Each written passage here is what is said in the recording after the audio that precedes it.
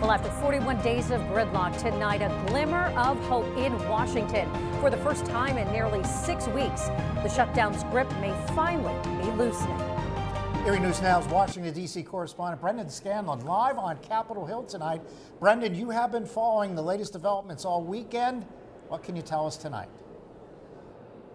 Hey there, Mike and Eva. Good evening to you. Yeah, some big weekend developments. It was late Sunday night when 8 Democrats, including Pennsylvania Senator John Fetterman, broke ranks to join Republicans and advance a short-term funding bill that is expected to reopen the government. The question now is when.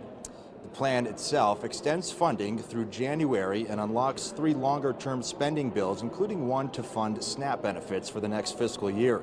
It's the first real breakthrough after 14 failed Senate votes. As part of the deal, Republicans agreed to a future vote on those Affordable Care Act tax credits. It was a major Democratic demand throughout this process that first prompted the shutdown.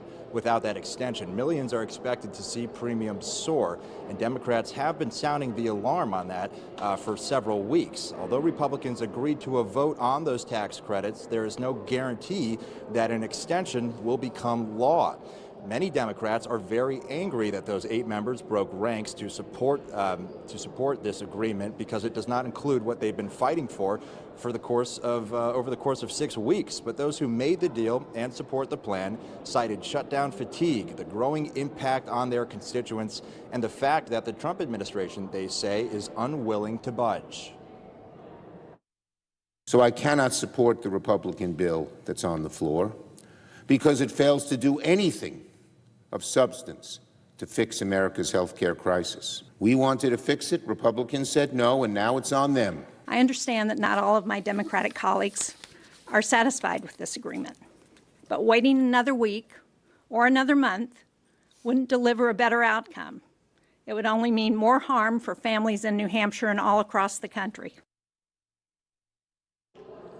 Mike and Eva, the big question on Capitol Hill at this hour is when might we see a final vote in the Senate? Senators still have to agree on how long they're going to debate before they can bring this bill up for a vote. But even regardless of what happens in the Senate, the House and House members still have to be called back to Washington. They have to essentially agree to a number of different procedural rules and sort of set the framework to be able to consider the bill, the funding plan, if it passes the Senate.